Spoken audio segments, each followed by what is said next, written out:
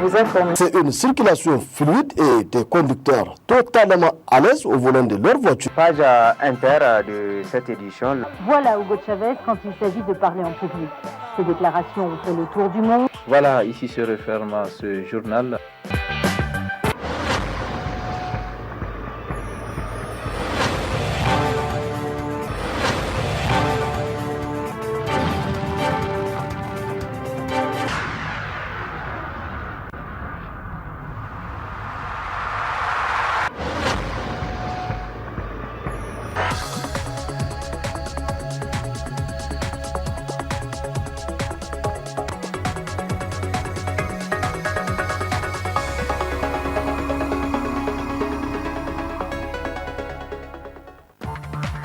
Ouverture ce matin de la 13e réunion du comité interministériel du groupe intergouvernemental d'action contre le blanchiment d'argent en Afrique de l'Ouest.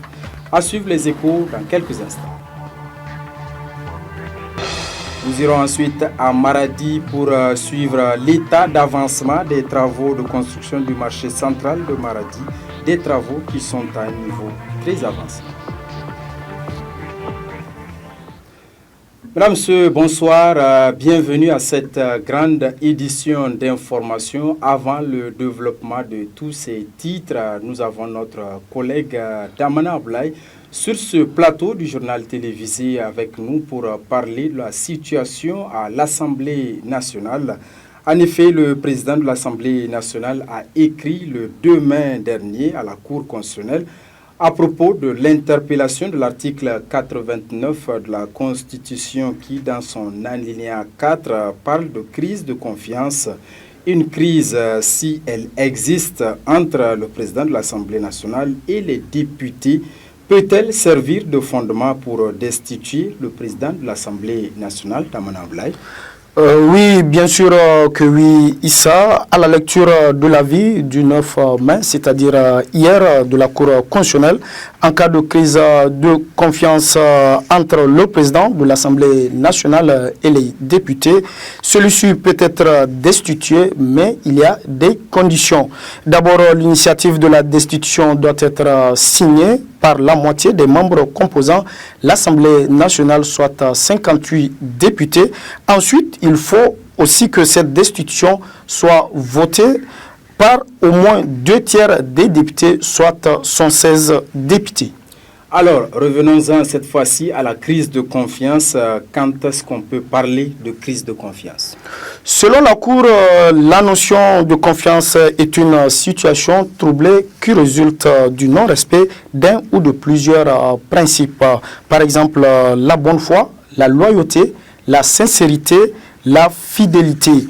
Cette confiance, estime la Cour, peut résulter aussi de la croyance aux compétences, aux capacités et à la qualification professionnelle d'une personne. Damana, mais le président est élu et le terme de son mandat est de 5 ans. Oui, le président il est élu pour 5 ans, mais si le Constitution a bien voulu introduire le mécanisme de destitution dans la Constitution, c'est pour justement résoudre d'éventuels conflits entre le président de l'Assemblée nationale et les députés. Le recours à la destitution permet ainsi aux députés nationaux de mettre fin à une situation conflictuelle.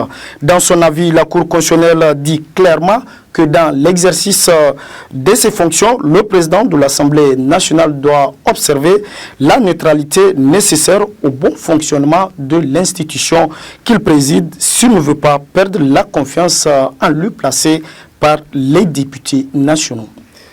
Mais dans de tels cas, le président de l'Assemblée nationale peut-il s'exprimer librement? Oui, bien sûr que oui, Issa, le président de l'Assemblée peut s'exprimer librement, mais il doit se garder de heurter la confiance des députés qui l'ont élu. Merci Damana Ablaye pour toutes ces précisions par rapport bien sûr à cette situation à l'Assemblée nationale. Restez avec nous pour suivre la suite de ce journal.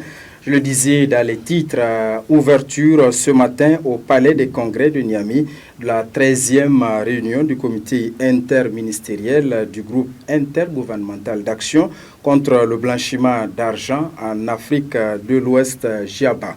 C'est le Premier ministre chef du gouvernement qui a présidé la cérémonie d'ouverture des travaux en présence de certains membres du gouvernement et de plusieurs autres invités de marque. Al-Mokhtar Keni.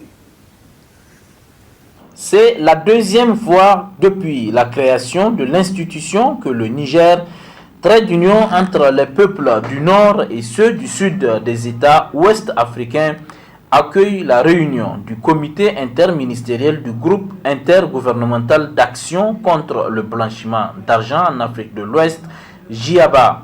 Mérite que le tout nouveau directeur général du GIABA, Adama Koulibaly, n'a pas manqué de souligner dans son intervention introductive, tout en relevant les progrès du Niger en matière de lutte contre le blanchiment de capitaux et le financement du terrorisme. Le grand chantier ouvert pour la construction du nouveau siège de la CENTIF que nous avons eu l'honneur de visiter en témoigne éloquemment.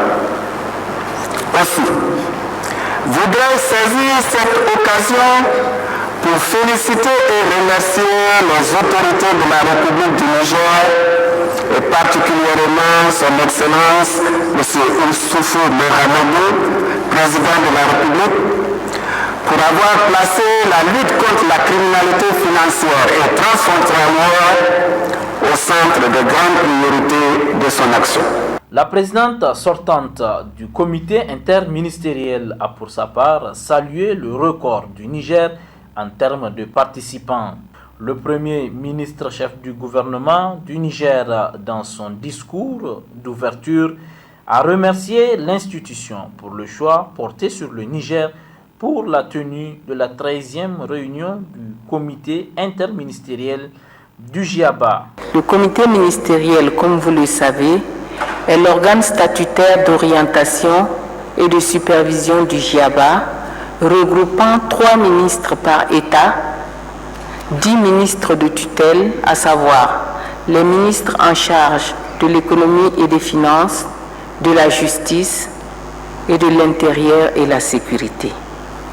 À ce titre, il est le plus important comité ministériel sectoriel de la CEDEAO avec 48 membres. La mobilisation de ce jour est sans nul doute à saluer comme un engagement renouvelé et renforcé de nos États membres dans le combat commun contre le blanchiment de capitaux et le financement du terrorisme. Du fait de leurs effets néfastes sur la sécurité et la stabilité de nos États respectifs, aucun gouvernement ne saurait soustraire ni à cette prise de conscience collective qu'il nous faut, ni aux efforts inlassables du GIABA à prévenir et juguler ces crimes qui prennent progressivement des proportions inquiétantes dans la sous-région. De ces travaux qui réunissent les 15 États membres de la CEDEAO sortiront sans nul doute des recommandations et résolutions qui permettront de poser des actions réelles pour lutter contre le blanchiment de capitaux et le financement du terrorisme. Comme vous le savez, les phénomènes de blanchissement de capitaux et de financement du terrorisme constituent des sources de préoccupation de nos États car ils nuisent gravement à la solidité et à la stabilité du système financier ainsi qu'à l'intégrité des marchés financiers. Les conséquences liées au développement de ces activités criminelles constituent aujourd'hui une menace réelle pour la paix dans le monde. Menace en termes de stabilité économique et financière, menace en termes de sécurité intérieure et même politique de nos États. De ces travaux qui réunissent les 15 États membres de la CEDEAO sortiront sans nul doute des recommandations et résolutions qui permettront de poser des actions réelles pour lutter contre le blanchiment de capitaux et le financement du terrorisme. Le Restons toujours au Palais des Congrès de Niamey, cette fois-ci pour suivre l'ouverture des assises d'une journée de réflexion sur les défis et perspectives de la participation politique des femmes. Placée sous la présidence de la ministre en charge de la promotion de la femme et de la protection de l'enfant, Mme Maikibi Kadidiatou Dandobi. La dite journée est initiée en prélude à la célébration de la journée nationale de la femme. Moudi Moussa. Organisée à l'initiative du ministère en charge de la promotion de la femme et de la protection de l'enfant, cette rencontre ouverte sous le thème « Participation de la femme, défis et perspectives » s'inscrit dans le cadre de la journée de réflexion sur la participation politique de la femme. Une initiative, la première du genre, entreprise en prélude à la célébration de la journée nationale de la femme et dont l'objectif est surtout de discuter sur les progrès réalisés ainsi que les perspectives et les défis à relever pour une réelle affirmation du leadership féminin. Ce dont il est ici question est la participation des femmes dans les instances électives, ce qui leur confère un pouvoir politique de décision. Pour ce faire, encore faut-il que les femmes soient non seulement candidates, mais surtout élues aux instances politiques de prise de décision. Mieux encore, faut-il qu'elles soient dans les instances de décision des partis politiques.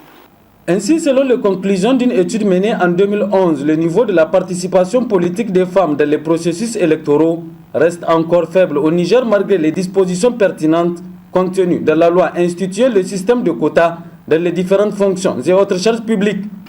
En effet, la loi du 7 juin 2000 instituant le système de quotas dans les fonctions électives au gouvernement et dans l'administration de l'État dispose à son article 3. Lors des élections législatives ou locales, les listes présentées par partis politiques, groupements de partis politiques ou regroupements de candidats indépendants doivent comporter des candidats titulaires de l'un et de l'autre sexe.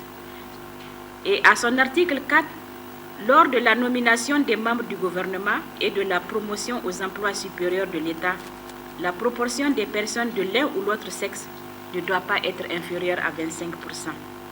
Il suit de là que la promotion du genre n'est qu'apparente au niveau des listes de candidatures, puisqu'elle s'amenuise ou disparaît totalement lors de l'attribution des sièges aux partis politiques, car un parti politique peut avoir des élus uniquement d'un sexe. Un exposé détaillé sur l'état de lieu de la participation politique des femmes au Niger, avec à l'appui un rappel des grands moments ayant marqué leur lutte ainsi que les défis de l'heure à relever pour une meilleure participation politique de celle-ci, a également été présenté à l'assistance qui a par ailleurs tenté de répondre aux questions soumises au débat par la conférencière. Par rapport à la première question, comment assurer la protection et la défense des droits des femmes, je pense c'est renforcer la participation. J'espère que cette réunion est un bon départ en 2014. Il faut aussi la solidarité. Ma fille l'a dit, la solidarité, elle est capitale. La plupart des études sur la participation des femmes, que ce soit participation politique, que ce soit participation syndicale, on est en proie à ce manque de solidarité entre les femmes. Mon constat personnel, c'est que je pense que nous devons faire appel à la solidarité féminine. Il y a un adage qui dit que homo homini lupus, vous m'excusez, l'homme est un loup pour l'homme. Je pense que les femmes sont leurs propres ennemis. Donc c'est pour ça que je parlerai de solidarité féminine. Essayons aujourd'hui de réfléchir profondément là-dessus et voir au sortir de cette salle ce que nous pouvons proposer. Vraiment, si dans les associations, les partis politiques, dans le monde politique, les femmes se lèvent soudées derrière une seule femme, je pense que ça peut aller. De nombreux facteurs tels le faible niveau de scolarisation, l'analphabétisme, les préjugés sociaux ou encore la répartition sociale des tâches ainsi que le faible pouvoir économique peuvent expliquer cette faible participation politique des femmes au Niger.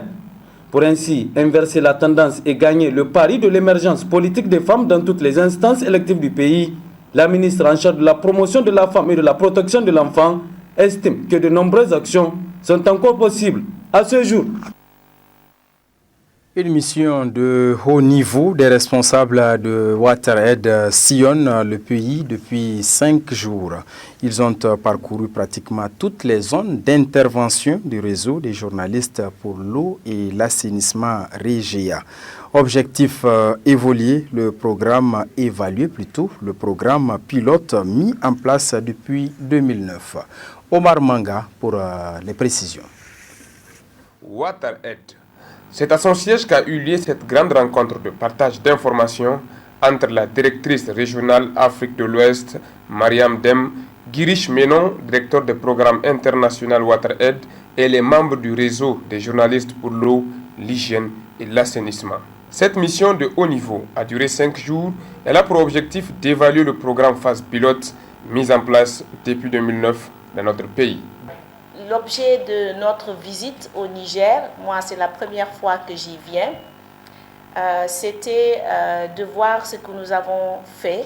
Beaucoup plus important pour moi, c'était de rencontrer les communautés pour lesquelles nous avons eu à faire ce travail et aussi de rencontrer les maires des zones dans lesquelles nous intervenons. Et nous avons fait ça pendant 2 jours. Cette visite aussi avait aussi pour objet de nous rappeler la raison d'être de WaterAid au Niger. Pourquoi nous sommes venus au Niger? Les raisons pour lesquelles nous avions décidé d'intervenir au Niger étaient de 3. La première raison, c'était le niveau de pauvreté qui est assez élevé, et l'indice de développement humain qui était très bas, parce que si on regarde les 198 pays qui ont été évalués par rapport à leur indice de développement humain, le Niger est au rang de 186. Donc cet indice est très faible. La deuxième raison, c'est le taux d'accès à l'eau potable et à l'assainissement. Et bien sûr, on peut dire aussi à l'hygiène. Autre aspect de cette mission, c'est de mettre à profit le potentiel environnemental du Niger en vue d'accroître les activités qui interviennent dans le secteur WASH. Mission accomplie par ces 2 missionnaires, ils quittent le Niger avec une satisfaction totale. La délégation de l'Union européenne a célébré hier 9 mai la fête de l'Europe 2014.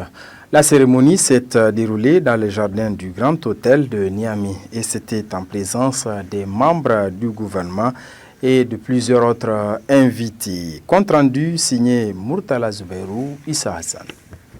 La présente cérémonie marque la commémoration de la fête de l'Europe et le 64e anniversaire du discours prononcé par Robert Schuman en faveur de l'unification de l'Europe. Cette cérémonie, au-delà de la célébration de la journée de l'Europe, symbolise l'universalité des valeurs qui ont toujours fondé l'action de l'Union européenne et qui donnent à la coopération avec le Niger tout son sens.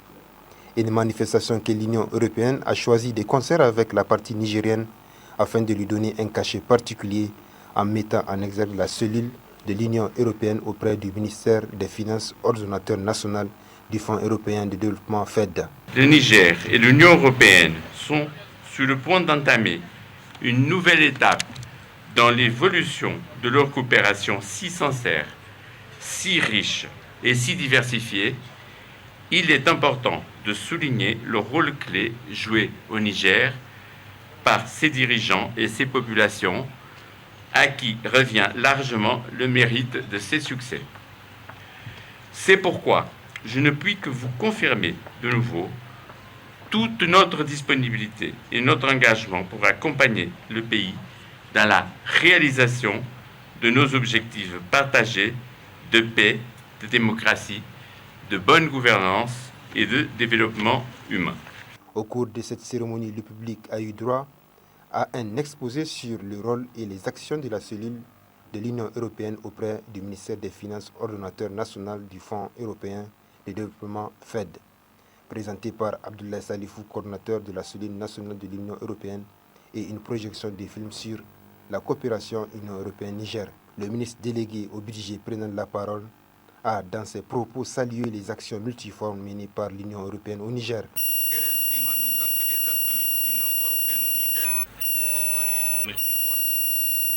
plus significatif concerne le développement rural.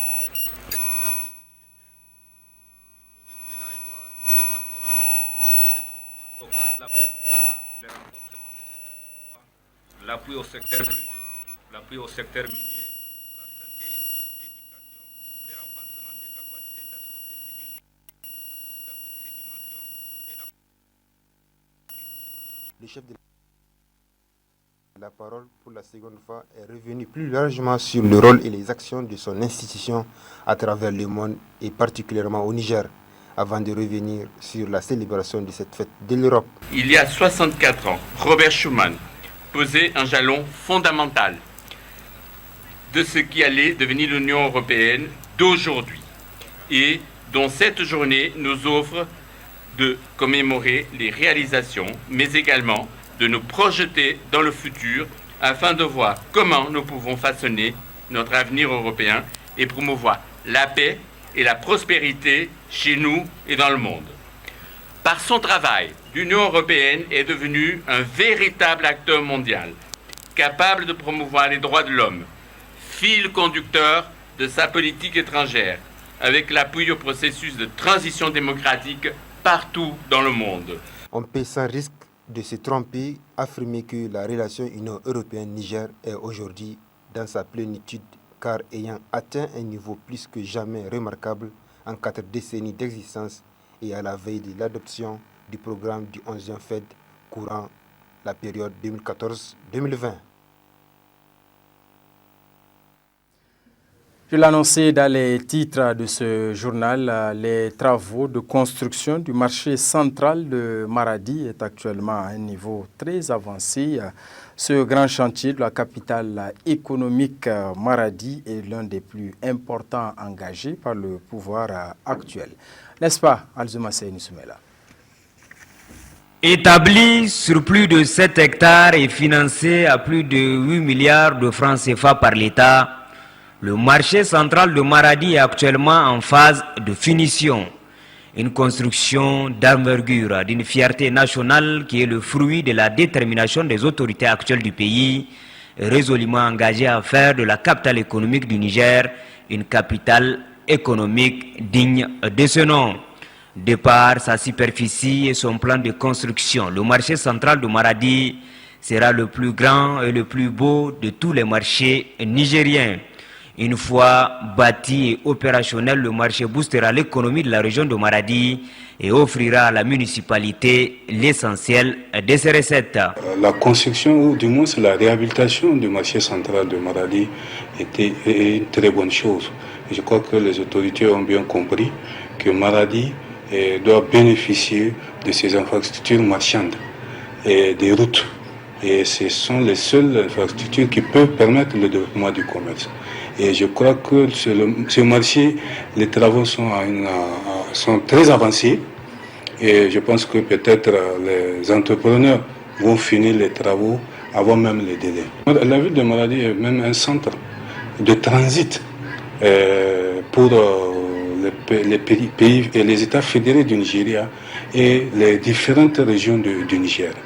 Les commerçants de Niamey, de Dosso, de Tillabéri, Zender et consorts, n'est-ce pas, convergent vers Maradi pour faire leur commerce, leur business avec ceux de Kano, d'Abuja, de Sokoto, que sais-je encore. En tout cas, tout ce qui est comme business traverse la région de Maradi.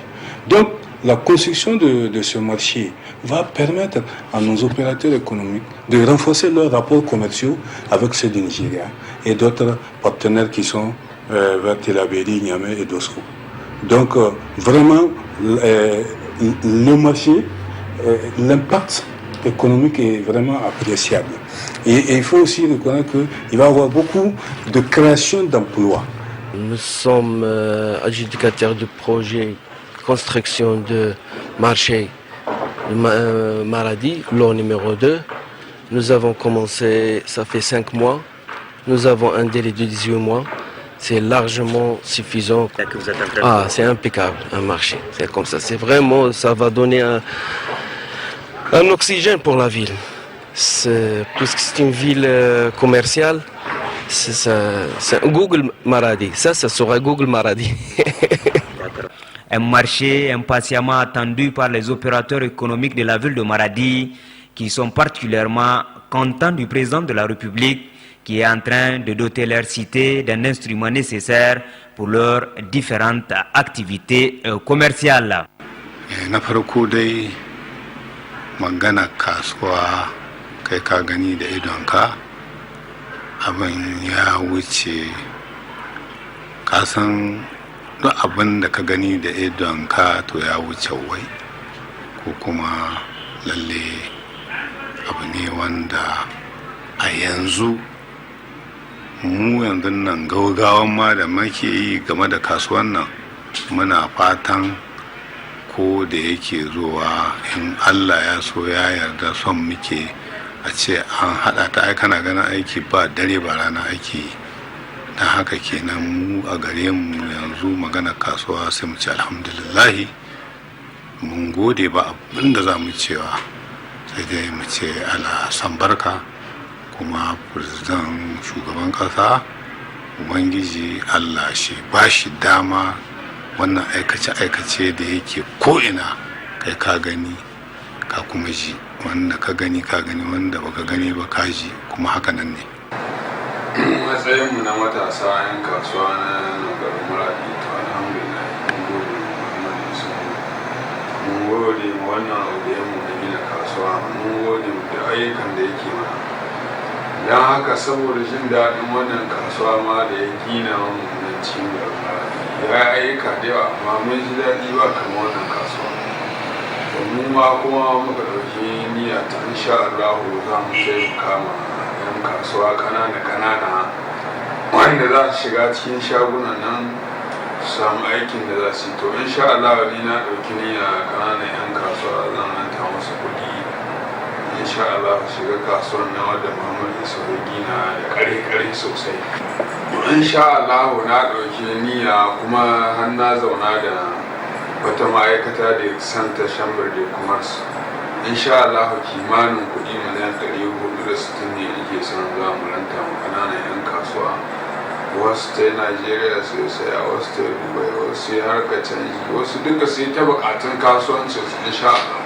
mu mu da waga kasuwai shine da manya-manyan 'yan kasuwanmu da ƙananan 'yan kasuwanmu muna fata Allah sa kowa ya samu albarka da ke cikin waga kasuwa dama mu Maradi gurin mu babba shine kasuwanci kenan kasuwanci babu wurin da za a yin shi ya rage ya tauye to tunda president iske hili fayo ya hau ya ce to ya yi alkawali insha Allahu zai kama a gina mu wuri don arzikin mai bunƙasa to mu ba mu ce ma president komi sai mun gode kuma Allah yarda muna jiran shi da alheri kuma zai ganin tarbe nagari.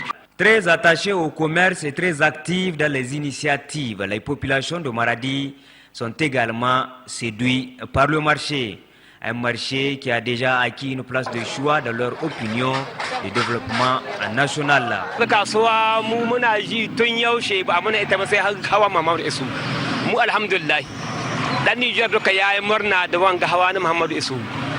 Alhamdulillah game da ayyukan da yayi Muhammadu Isu Allah ya kala bashi damai kuma shi tsare shi. Bisa ga ayyukan da yake sai godiya. Sai godiya alhamdulillah. Kaga dai na daya hanyar madarun ga sauran ayyuka ba ma sai na ce ba kowa yana gani a ƙasa alhamdulillah mun gode.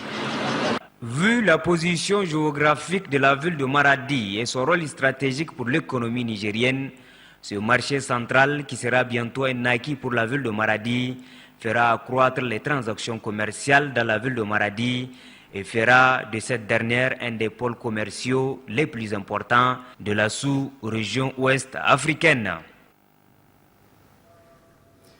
Voilà, restons à Maradi avec Alzouma Seyni Soumaïla, toujours cette fois-ci pour suivre l'avis exprimé des citoyens de la capitale économique à propos de la visite du président de la République. Ce sera le 12 mai prochain.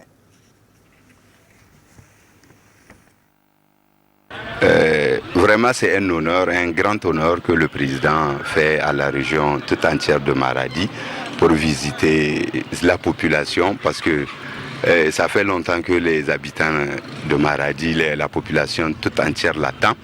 Et franchement, au vu de ce qui s'est réalisé, avec les réalisations du président de la République, c'est un honneur, je crois, et à tout seigneur, tout honneur, que le président visite les chantiers en cours et les chantiers déjà exécutés. Mon appel est tout simple, c'est que j'appelle toute la population de Maradi à sortir massivement pour accueillir le bâtisseur de la nation, qui est le président, son Excellence Alhaji Mahamadou Issou. Ina murna sosai da sosai, kuma ina so idan Allah ya kashi kowa ya zo ya tarbe shi da fifi a garin nan, kuma ina son dan Allah shugaban kasa ya kula da ciwon talaka, me ciwon talaka, lafiyar shi da sauran abin da zai ci. Kuma muna roƙon Allah ya sa wannan zuwan da za yi ya zamana shine sanadiyyar ƙara ci gaban jihar tamu. Vu les activités, comme le grand marché de Maradi que le président a mis pied pour que ça se fasse. Depuis des années, on souhaite que Maradi ait un grand marché. Cette année, Dieu merci, son Excellence Alhaji Mahamadou Issou a signé et a pris un engagement dont il a rempli pour nous, Marada. Et nous souhaitons le 12 de ce mois que toute la population de Maradi se déplace et vu qu'ils viennent en masse pour l'accueil et qu'ils prient le bon Dieu que cette conférence se passe dans de bonnes conditions. Vraiment l'arrivée du président de la République ici à Maradi, vraiment c'est une bonne chose parce qu'elle va elle sera ici à Maradi, pour vraiment visiter beaucoup de chantiers qui sont encore ici à Maradi. Vraiment on est content. Oui, on est content vraiment de sa visite ici à Maradi. Autre aspect de cette édition, cette fois-ci à Zender, avec la nouvelle compagnie aérienne Niger Airlines qui a effectué son premier vol sur Zender. Le mercredi dernier était présent à ce vol inaugural le gouverneur de la région de Zender, Moussa Adamou Garba, pour le compte-rendu. Elle est enfin là, la nouvelle compagnie de transport aérienne nigérienne, Niger Airlines, qui a effectué ses premiers vols à l'intérieur du pays en fin de semaine. À Zender, c'est le gouverneur et ses proches collaborateurs qui a tenu à accueillir ce premier vol de Niger Airlines sur Zender. Moment chaleureux dans une ambiance détendue, les autorités ont vivement félicité le promoteur de cette initiative que le promoteur met à l'actif du programme de renaissance du président de la République. Nous sommes honorés, d'autant plus que monsieur le gouverneur est là, qui est la plus haute autorité de la région, et avec tous ses collaborateurs. Sincèrement, nous les remercions infiniment et nous leur demandons de bien vouloir transmettre nos remerciements, toute notre reconnaissance aux plus hautes autorités de ce pays, à commencer par le président de la République, qui nous a montré la voie à suivre, puisqu'il est en train de travailler pour désenclaver notre pays, pour attirer les investisseurs, et il est de notre devoir en tant que citoyen de l'aider, de l'appuyer dans sa lutte. C'est un homme qui se soucie du devenir du pays, et nous sommes aussi obligés de le soutenir. Dernièrement, on a vu, tout le monde a vu, il a lancé le chemin de fer, la ligne Parakou, Niamey, Dori, Ouaga, Abidjan, pour désenclaver notre pays, pour favoriser les échanges commerciaux, simplifier le déplacement dans notre sous-région, notamment au Niger. Après une brève visite à l'intérieur de l'avion, le gouverneur a adressé ces quelques mots. Je souhaite succès à cette entreprise. J'invite les opérateurs économiques nigériens, les cadres, à utiliser ce moyen de transport qui est devenu aujourd'hui le menu de notre quotidien pour plus d'efficacité dans le service public, plus de sérénité dans les interventions sur le terrain. Cet avion de Niger Airlines qui va désormais desservir l'intérieur du pays comporte 50 places assises. Et déjà à Zender, Les commerçants, par la voix de leurs représentants, ont promis de s'approprier les services de cette nouvelle compagnie. Longue vie à Niger Airlines. Restons à Zender, cette fois-ci pour parler du problème d'eau à Zender, où le comité de crise s'est réuni hier autour des différents partenaires de la région. Objectif, faire l'état de la situation, des mesures prises par le comité sur la gestion du problème d'approvisionnement en eau potable à Zender. Retrouvons une fois de plus Moussa Adam Garba. C'est la troisième réunion du comité de crise constitué pour réglementer la question du problème d'eau potable à Zender. De la mise en place de ce comité, à ce jour, le problème d'approvisionnement de l'eau potable a considérablement diminué.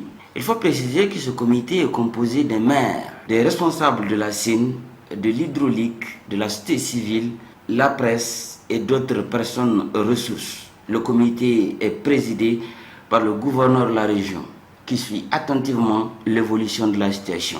En effet, pour atténuer la souffrance des populations face à ce problème d'eau, plusieurs réservoirs ont été mis en place dans les différents quartiers de la ville. Ces réservoirs sont régulièrement servis par des citernes louées par le comité et pour la circonstance.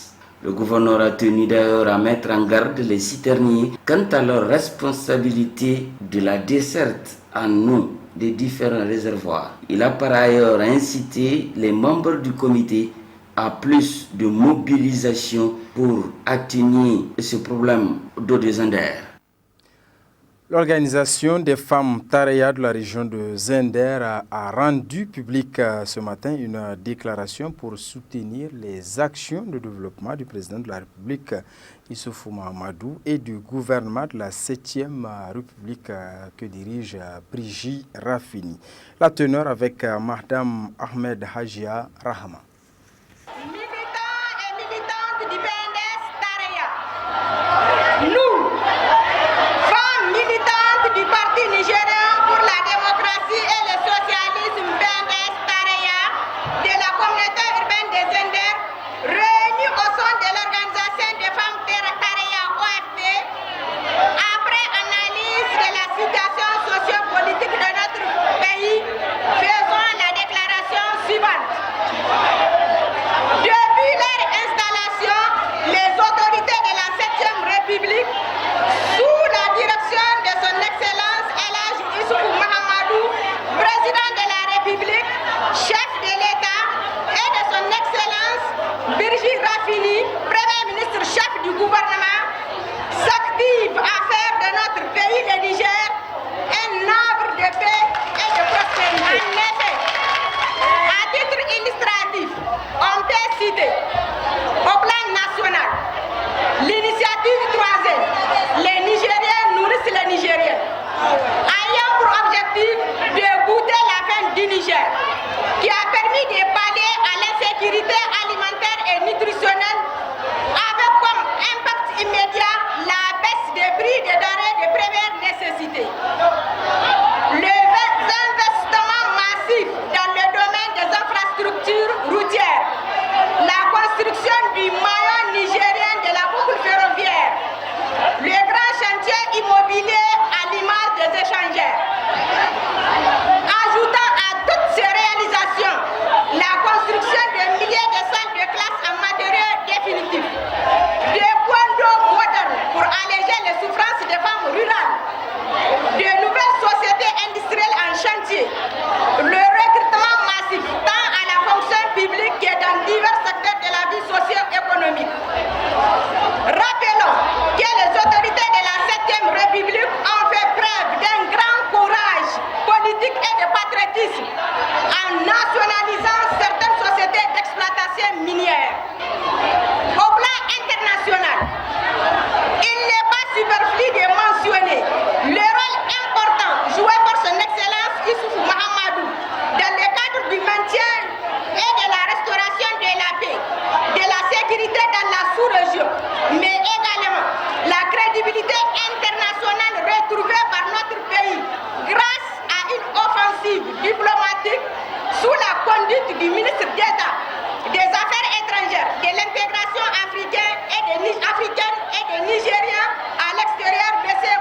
Mohamed. C'est pour toutes ces raisons que nous, femmes militantes et sympathisantes du PNDS Taraya des Zender, soutenons fermement les autorités de la 7e République et singulièrement le président de la République, son Excellence Issoufou Mahamadou.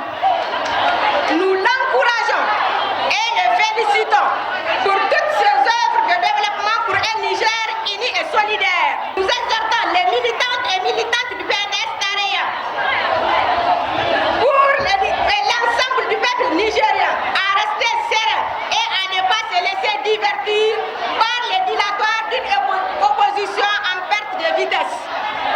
Enfin, nous prions Dieu, le clément, le miséricordieux, à protéger le Niger et le président contre les manœuvres insensées des ennemis de la démocratie et autres fossoyeurs de la République.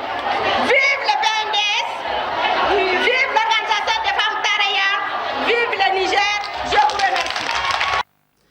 Voilà, messieurs, dames, c'est donc sur cette déclaration OFT de Zender que s'achève cette édition d'information.